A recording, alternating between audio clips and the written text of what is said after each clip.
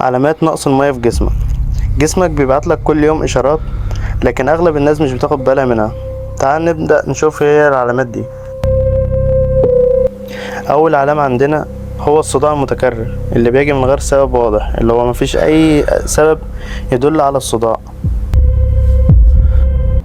تاني علامة عندنا هي جفاف الشفايف بشكل مستمر حتى لو الجو مكانش حر.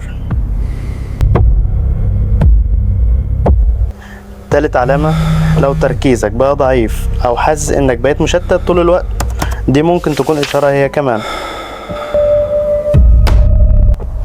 لو دايخ أو حاسس بعدم توازن في جسمك، أحيانا ده بيكون بسبب قلة السوائل في جسمك. لو انت بتتعب بسرعة من أقل مجهود، ممكن يكون جسمك محتاج مية أكتر من اللي انت بتديهوله. في ناس كمان بتحس بجفاف في الفم طول الوقت، مهما شربت من سوائل أو أي مشروبات دايما بتحس بجفاف.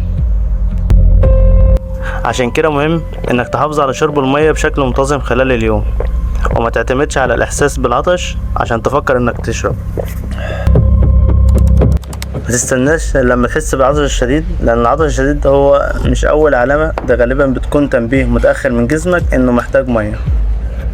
لو لقيت نفسك بتعاني بأكتر من علامة من دول، ما تتجاهلش نفسك. جسمك يمكن بيقولك بكل وضوح إن هو محتاج مية عشان ما يحصلكش جفاف.